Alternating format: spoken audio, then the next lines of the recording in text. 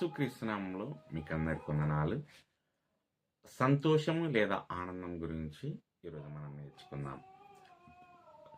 ఆనందం అనేది కేవలం పరిస్థితుల నుండి కాకుండా దేవుని నుండి వచ్చే శాంతి మరియు ఆనందం యొక్క లోతైన శాశ్వతమైన భావన.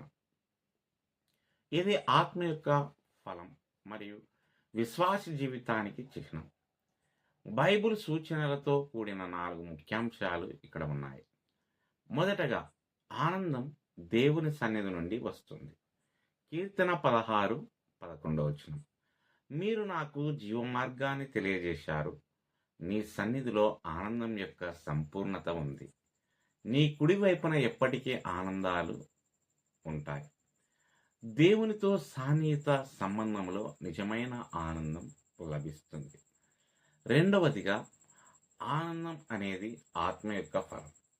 గలతీ 5:22-23 అయితే ఆత్మ యొక్క ఫలం ఏమిటంటే ప్రేమ, ఆనందం, శాంతి, ఓర్పు, దయ, మంచితనం, విశ్వాసం, సౌమ్యత మరియు స్వీయ నియంత్రణ. ఆనందం అనేది కేవలం అనుభూతి మాత్రమే కాదు, మన జీవితంలో పరిశుద్ధాత్మ యొక్క పని.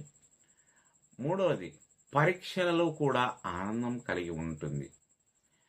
యాకోబు రాసిన పత్రిక 1:2-3 నా సహోదర సహోదరీలారా, మీరు అనేక రకాల పరీక్షలను ఎదుర్కొన్నప్పుడల్లా అది స్వచ్ఛమైన ఆనందంగా భావించండి.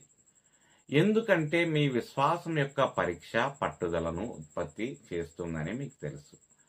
ఆనందం అనేది పరిస్థితులపై ఆధారపడి ఉండదు, కష్టాల ద్వారా దేవుని నమ్మడం వల్ల వస్తుంది.